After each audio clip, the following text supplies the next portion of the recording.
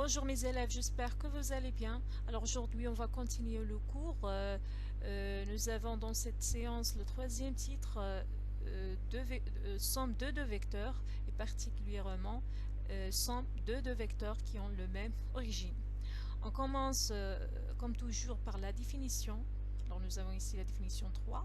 La somme des vecteurs AB et AD. Remarquez ici que les deux vecteurs ont le même origine.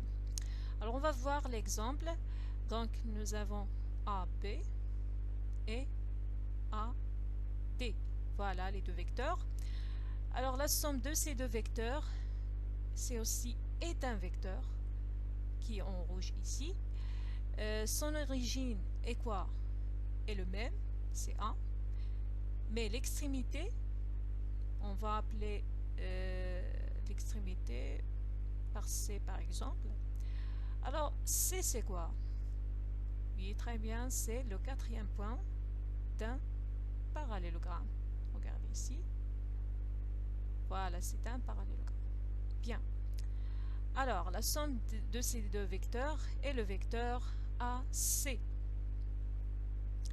Donc, tel que ABCD est un parallélogramme. Donc, si ABCD est un parallélogramme, on écrit le vecteur AB plus le vecteur AD égale au vecteur AC. Bien. Voilà le résumé. Donc la somme de deux vecteurs qui ont le même origine, c'est quoi? C'est un vecteur. Son origine est quoi? Est le même. Et son extrémité, le quatrième point de parallélogramme. Bien. Alors ici nous avons des exemples. Regardez. Alors si nous avons la somme de deux vecteurs qui ont le même origine, alors il y a une méthode pour savoir le parallélogramme qu'on a. Alors premièrement, on va considérer que le premier membre, c'est celui qui contient la somme. Regardez ici dans cet exemple, où est le premier membre? Oui, voilà, celui qui est à gauche. Alors, on commence ici de gauche, CQ, et après le point qui constitue l'extrémité de vecteur qui est à l'autre membre, D, et après on revient au premier membre, F. Alors, CQ, D, F.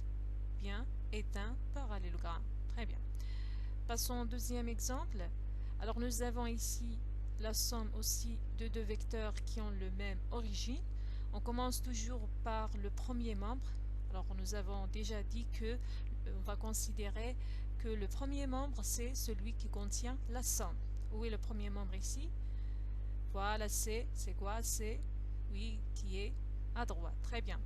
Alors, on commence de gauche, MN, et après l'extrémité de vecteur qui se situe à l'autre membre, ou bien au deuxième membre, E, et après on revient au premier membre, H. Très bien.